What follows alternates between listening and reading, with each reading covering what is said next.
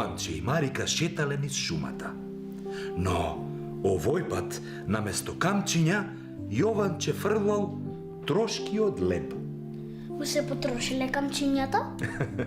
Веројатно. И се стемнило. Јованче мислел дека ќе ги следи трошките и ќе го најде патот. Но се излажал. Птиците ги изеле сите трошки. И децата останале сами во темната шума. Биле гладни и многу исплашени. Леле! Оделе низ темнината и стигнале до една малечка кукичка. Види, Марика, ова е чоколада, викнал Јованче, кршејки парче од зидот на необичната куќа. А ова е сладолед, рекла Марика, пробувајќи едно друго парче од куќата. Целата куќа била од чоколади и бомбони. Но во неа живеела лошата вештерка. Јованче и Марика не знаеле дека старицата е лоша. Па, кога таа ги поканила да влезат, влегле во кукичката. Вештерката им дала вечера и потоа им наместила да спијат.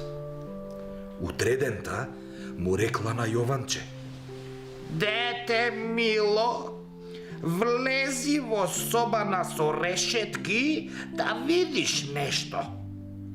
Јованче ја послушал и оп! Вештерката го заклучила во собата.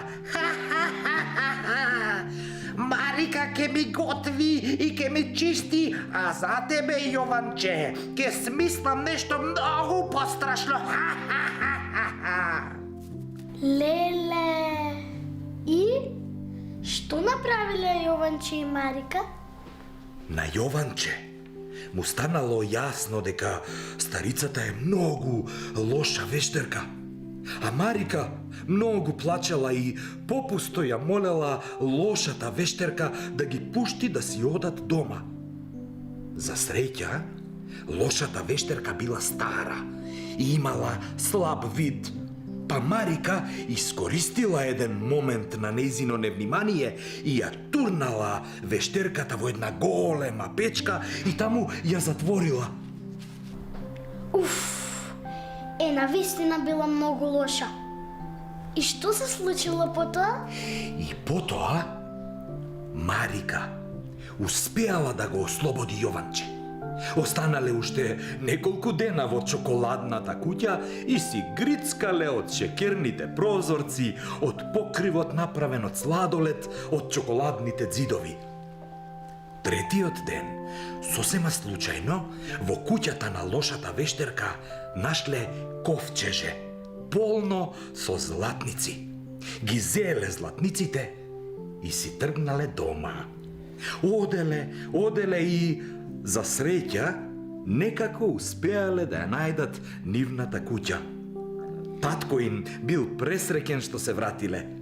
Од тогаш си живееле убаво и богато.